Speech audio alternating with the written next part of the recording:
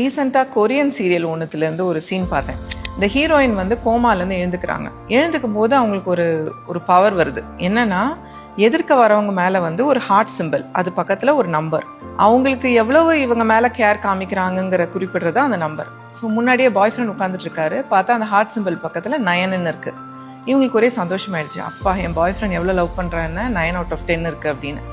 கொஞ்ச நேரம் கழிச்சு வந்து ஹை ஸ்கூலில் வந்து ஒன் சைடடாக வந்து இவங்களை லவ் பண்ண ஒரு பையன் வந்து வரான். புக்கெல்லாம் எடுத்துகிட்டு வரும்போது பார்த்தா 90 இருக்குது அந்த ஹார்ட் சிம்பிள் பக்கத்தில். அப்போ தான் இவங்களுக்கு தெரியுது, it's out of 100 the mark, not out of 10ன்னு. 2 பேருக்குள்ளே சண்டை வந்துடுது, ஸ்கூல் ஃப்ரெண்டுக்கும் இந்த பாய் ஃப்ரெண்டுக்கும். அது என்னடா சத்தம்னு சொல்லிட்டு டாக்டர் உள்ளே வராரு. டாக்டர் தலை மேலே ஒரு ஹார்ட் போட்டு 30 இருக்குது. இவங்களுக்கு ரொம்ப டிசப்பாயிண்ட் ஆகிடுது. டாக்டர் கூட 30 இருக்குது, தன்னோட பாய் ஃப்ரெண்ட் வந்து வெறும் 9 தான் நம்பர் இருக்குது அப்படின்னு. இந்த மாதிரி ஒரு டூல் நம்ம எல்லாருக்கும் இருந்தால் நல்லா இருக்கும்னு நினைக்கிறீங்களா இல்லையா?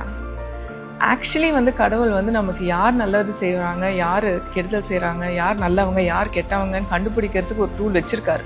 அந்த டூல் பேர் தான் கஷ்டகாலம்.